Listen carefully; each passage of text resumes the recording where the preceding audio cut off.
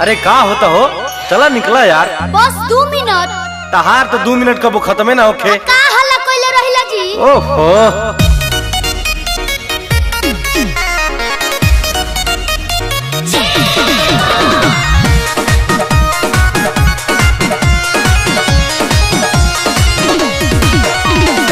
नया साड़ी पहन लेनी कैसियो लेनी झार, पूजा के थाली में 9 गो दियरी हम तली हनी बहार।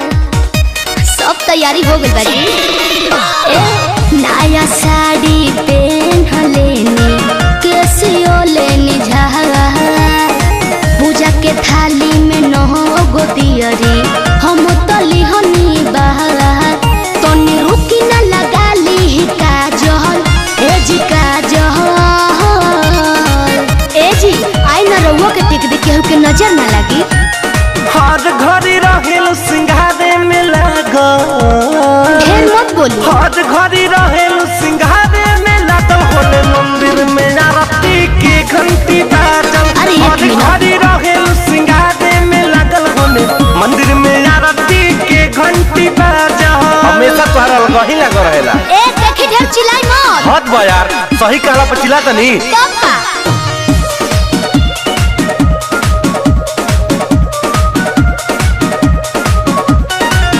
कदी हसो डाइन रउआ झूल जाइब, फेर नौटंकी कहिल भूल जाई, तबे बुझाई रउआ के।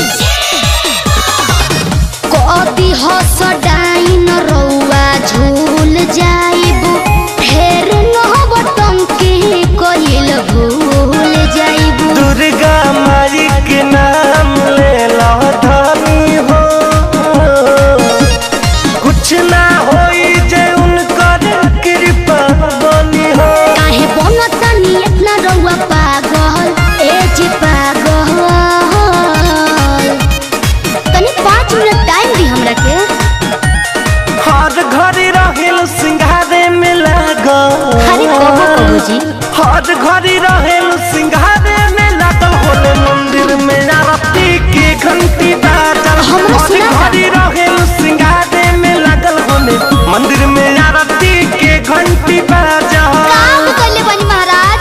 अरे हम कुता तनी तब का प्रसादी बटा दी तो की भूखा। अरे ना जी। अरे रहन सुधार लो। ओहो मने 1 मिनट मेरा ट्रेन छूटे लागेला।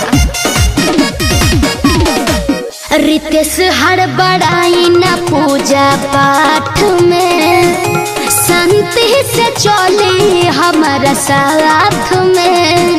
छोटन जी को देखिए कितना शांत रहते हैं।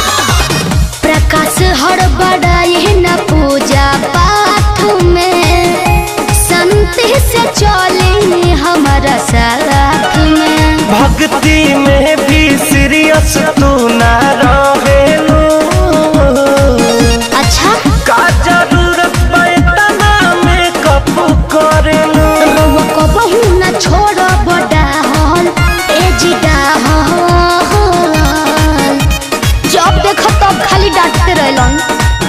अरे हर घड़ी रहेल सिंगारे में लागल, तो का करी? हर घड़ी रहेल सिंगारे में लागल, होले मंदिर में आरती के घंटी बाजल। हर घड़ी रहेल सिंगारे में लागल, होले मंदिर में आरती के घंटी बाजल। अच्छा चली।